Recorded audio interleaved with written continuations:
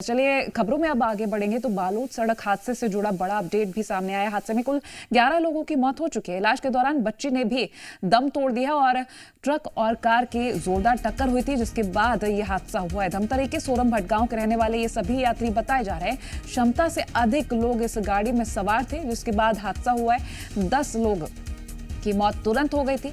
11वीं वो बच्ची थी जिसकी मौत हो चुकी है इलाज के दौरान। चलिए खबरों में अब आगे बढ़ेंगे तो मध्य प्रदेश में कर्मचारियों को साधने के लिए सरकार मास्टर स्ट्रोक की तैयारी में है और करीब 48,000 स्थायी कर्मियों को राज्य सरकार 7वां वेतनमान देने की तैयारी कर रही है और इसके लिए प्रस्ताव तैयार हो गया है। मुख्यमंत्री की मंजूरी के बाद इसे कैबिनेट में लाया जाएगा। चुनावी साल में सरकार का ये प्लान कर्मचारियों को साथ ला सकता है और 7वां वेतनमान मिलने से कर्मचारियों की हर महीने 8,000 के आसपास सैलरी बढ़ेगी। तो कर्मचारियों के लिए कहीं ना कहीं ये बहुत बड़ी खुशखबरी हो सकती है अगर प्रस्ताव पास होता है तो कैबिनेट में मुख्यमंत्री की मंजूरी के बाद इसे पेश किया जाएगा। चुनावी साल में कर्मचारियों को साधने के लिए ये मास्टर स्ट्रोक साबित हो रहा है।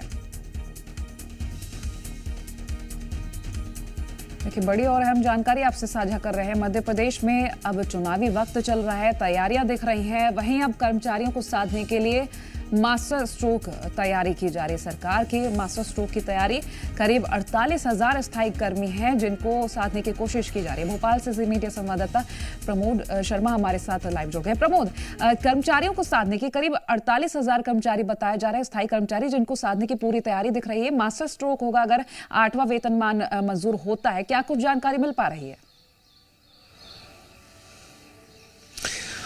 देखिए मध्य प्रदेश में कर्मचारियों का जो अलग अलग संगठन है, जो अलग अलग वर्ग है, वो उनके आए दिन हमें प्रोटेस्ट या आंदोलन अलग अलग रूप में देखने को मिलते हैं और चुनावी साल है तो लिहाजा अपनी अपनी मांगों को लेकर प्रेशर पॉलिटिक्स भी ये हमेशा से परंपरा रही है मध्य प्रदेश में तो कम से कम। अब देखिए स्थायी कर्मचारी जो है वो मध्य प्रदेश में लगभग 48,000 है, यानी 48,000 के आसपास है और इन कर्मचारियों को 6वां वेतनमान 2016 में दिया गया था। तो अब इनको 7वां वेतनमान देने की तैयारी में सरकार जुट गई है।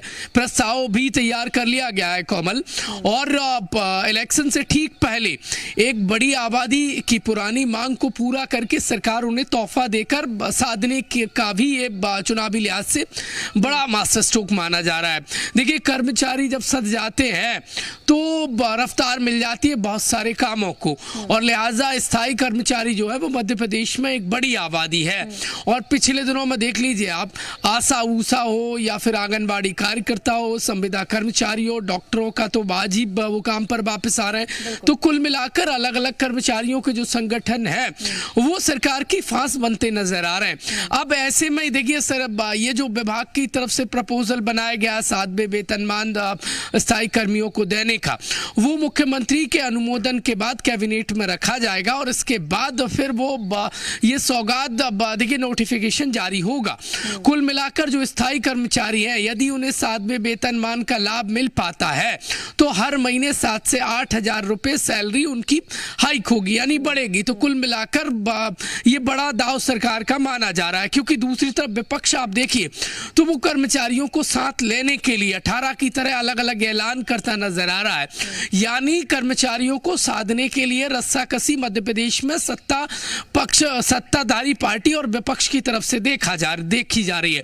लेकिन इंटरनल जो सोर्स बताते हैं हमारे, वो यही बता रहे हैं कि प्रपोजल 7वें वेतनमान का बनकर तैयार हो गया। मुख्यमंत्री जल्द ही इस पर मोहर लगा देंगे और इसके बाद कैबिनेट में ये प्रपोजल रखा जाएगा। और कर्मचारियों के काम की खबर है, मध्य प्रदेश के 48,000 स्थायी कर्मचारियों की लंबे समय से 7वें वेतनमान की मांग पूरी हो सकती है जल्द ही और कैबिनेट की मंजूरी के बाद ये लागू कर दिया जाएगा। देखिए अब फायदा कितना होगा ये तो आने वाला समय बताएगा, लेकिन जब किसी की मांग मानी जाती है तो जाहिर है कि उस वर्ग के बीच में संतोष का भाव जाता है और फायदा उस पार्टी को मिलता है जो सौगात देती है। तो चुनावी लिहाज से तो ये कर्मचारियों को साधने के लिए एक बड़ी रणनीति मानी जा रही है, क्योंकि पिछले दिनों आप देखिए कर्मचारियों की बहुत सारी ऐसी मांगे हैं जो सरकार ने मानी है। देखिए, डॉक्टरों की भी लगभग सभी मांगे सरकार ने मांगी है, संविदा कर्मचारियों से भी बात किया गया, एनएचएम कर्मचारी भी जो नाराज चल रहे थे उनसे बातचीत की गई है, और बड़ी संख्या में युवाओं को साधने के लिए भी देखिए 1 लाख से ज्यादा भर्तियां मध्य प्रदेश में इस वक्त चल रही हैं, तो अलग अलग वर्गों को साधने की जो दौर है वो इस समय कंटिन्यू नजर आ रहा है। और उसी लिहाज से स्थायी कर्मचारी जो मध्य प्रदेश में एक बड़ी आबादी है उनको भी साथ लेने के लिए सरकार का ये बड़ा दाव कोमल माना जा रहा है। बिल्कुल बिल्कुल। चलिए, फिलहाल बहुत शुक्रिया तमाम ये जानकारी हमसे साझा करने के लिए प्रमोद। अब कर्मचारियों को साधने के लिए पूरी कोशिश की जा रही है, क्योंकि जिस तरह से अब चुनावी वक्त नजदीक आ रहा है, सरकार की तैयारी भी और नजर आ रही है।